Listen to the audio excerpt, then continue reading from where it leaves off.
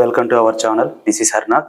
Present మనతో పాటు భీమలింగారెడ్డి sir ఉన్నారు. వారితో మాట్లాడు. నమస్తే సార్. నమస్తే. నిన్న రేవంత్ రెడ్డి ఢిల్లీలో మీడియాతో మాట్లాడుతూ బీఆర్ఎస్ బీజేపీలోకి విలీనం అవుతుంది అన్నాడు. అలాగే కేసీఆర్కి గవర్నర్ పదవి, కేటీఆర్కి కేంద్ర మంత్రి పదవి ఇస్తా అంటున్నారు. ఇది ఎంత మటుకు నిజం? ఇదేమీ లేదు. నిన్న రేవంత్ రెడ్డి ఢిల్లీకి వెళ్ళాడు. అలాగా చిట్ చాట్ చేస్తూ మీడియా తోటి మామూలుగా ఆపోజిషన్ పార్టీ వాళ్ళని మాట్లాడడం కామన్ ఇదంతా. నిన్న మీడియాతో చిట్ చాట్ గా మాట్లాడుతూ బీజేపీలోకి బీఆర్ఎస్ విలీనం అయిపోతుంది తొందరలోనే, ఎందుకంటే కవితకు బెయిల్ కావాలి, అందుకే బీఆర్ఎస్ పోయి బీజేపీలోకి విలీనం అవుతుంది. కేసీఆర్కి వచ్చేసి గవర్నర్ పదవి ఇస్తారు, కేటీఆర్కి వచ్చి కేంద్ర మంత్రి పదవి ఇస్తారు, హరీష్ రావుకి వచ్చేసి ఆపోజిషన్ లీడర్ ఇస్తారు.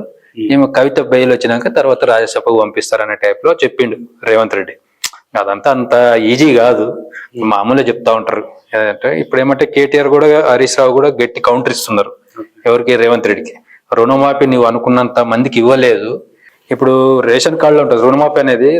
రేషన్ కార్డులోనే ఎంతమంది ఉంటే అంతమందికి చేస్తలేడు రుణమాఫీ. అవును. పొలమేమో ఇప్పుడు సపోజ్ మీ ఇంట్లో 4 ఉంటారు అనుకో, నీ పేరు మీద ఒక 5 ఎకరాలు, ఇంకోరి పేరు మీద 5 ఎకరాలు ఉంటే 4 తెచ్చుకుంటారు ఏది బ్యాంక్ లో రుణం.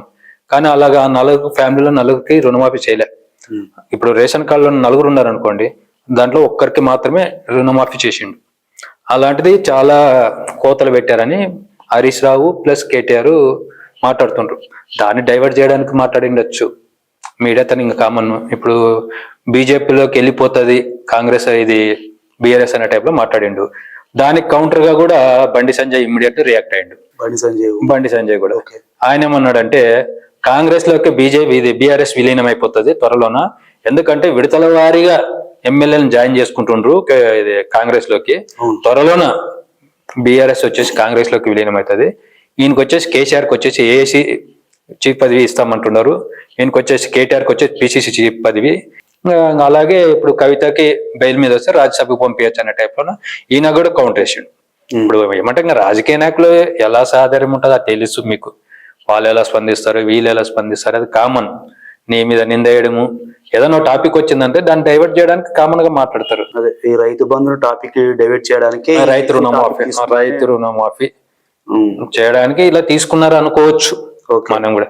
ఇప్పుడు ఏమంటూ ఏది సాధ్య అసాధ్యాలు అనేది అయితే ఉండదు. అంత ఈజీగా బీఆర్ఎస్ తీసుకుపోయి బీజేపీలో కలపడము, అలాగే తీసుకుపోయి కాంగ్రెస్ లో కలపడం అంత ఈజీ కాదు.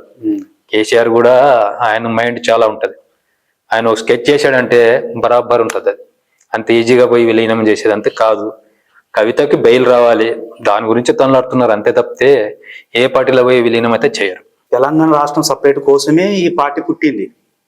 అలాంటిది బీజేపీలో విలీనం చేస్తానంటే వీళ్ళు ఎలా అనుకున్నారు కాంగ్రెస్ వాళ్ళు? అంత ఈజీ కాదు. ఇది ఓన్లీ కౌంటర్ అటాక్ తప్పితే అంత ఈజీ కాదు విలీనం చేయడము. ఇప్పుడు కూడా దీనిపైన ఇంకా కేటీఆర్ స్పందించలేదు.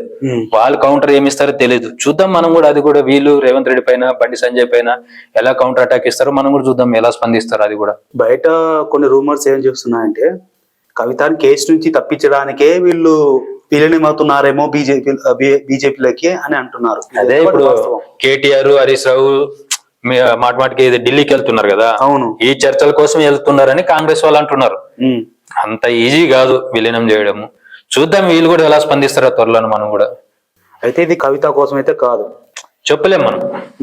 అక్కడ రాజకీయ నాయకులు లోపల ఏం మాట్లాడతారో మనకు తెలియదు. ఇప్పుడు ఏమంటుండు, 4 రాజ్యసభ ఎంపీలు ఉన్నారు బీఆర్ఎస్ కి, వాళ్ళని బీజేపీకి ఇచ్చేసి కవిత బెయిల్ తీసుకుంటారు అన్నట్లు మాట్లాడుతుండ్రు కాంగ్రెస్ వాళ్ళు. అది ఎలా సాధ్యమో మనకైతే తెలియదు. చూద్దాం ఇవాళ కేసీఆర్ గానీ, కేటీఆర్ గానీ, హరీష్ రావు గానీ ఎలా స్పందిస్తారో మనం చూద్దాం. Thank you sir.